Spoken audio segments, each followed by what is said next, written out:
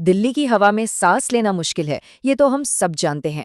और हम इस हवा की क्वालिटी को कुछ नंबरों से, कुछ आंकड़ों से नापते हैं। पर क्या हो अगर यही आंकड़े, जिन पर हम इतना भरोसा करते हैं, हमारी आंखों में धूल झोंक रहे हों? चलिए आज इसी धुंध के पीछे की सच्चाई को समझने की कोशिश करते हैं।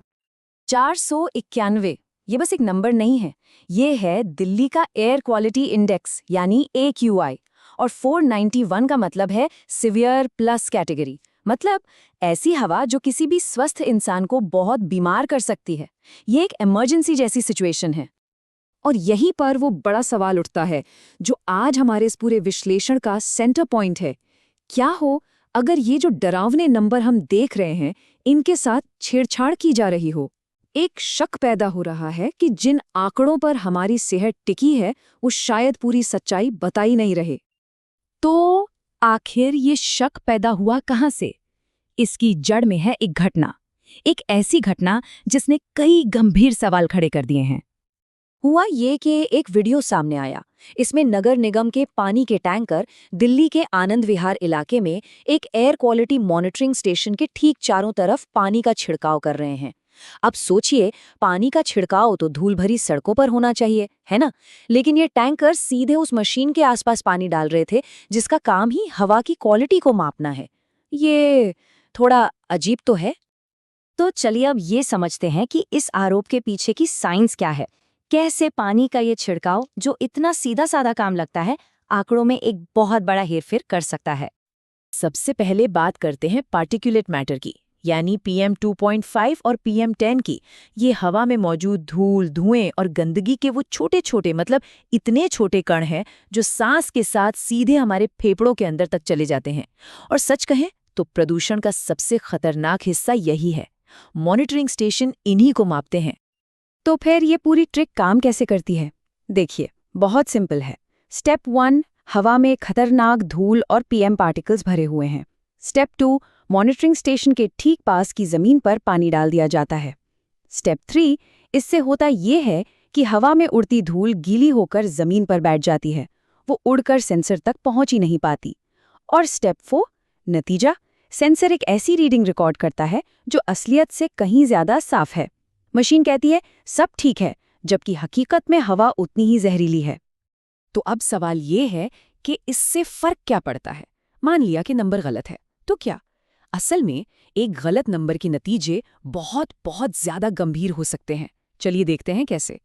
सबसे बड़ा खतरा तो यही है। सोचिए, रिपोर्ट में AQI आता है मॉडरेट या मध्यम, तो लोग सोचते हैं चलो ठीक है, बाहर निकल सकते हैं, बच्चे पार्क में खेल सकते हैं। लेकिन अगर असलियत में हवा हैजार्डस यानी खतरनाक हो, तो इसका मतलब है कि लोग अनजाने में खुद को और अपने परिवार को जहरीली हवा में झोंक रहे हैं।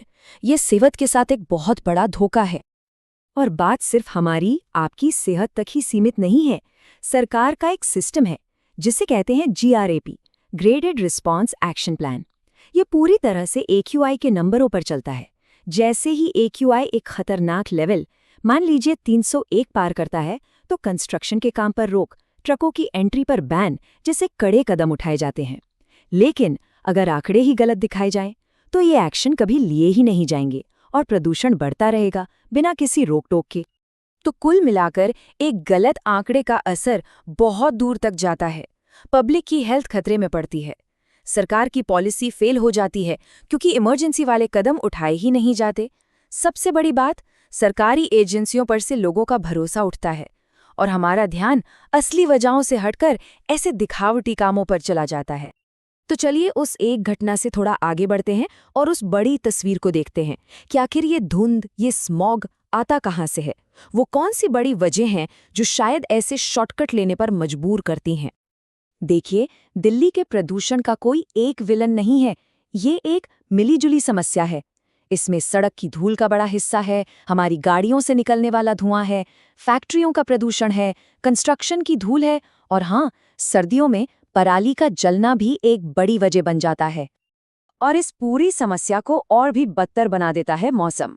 खासकर सर्दियों में जब हवा चलना बंद हो जाती है और तापमान गिरता है, तो ये सारा प्रदूषण कहीं जा नहीं पाता। वो एक अदृश्य कंबल की तरह पूरे शहर को ढक लेता है और यहीं फंसा रह जाता है।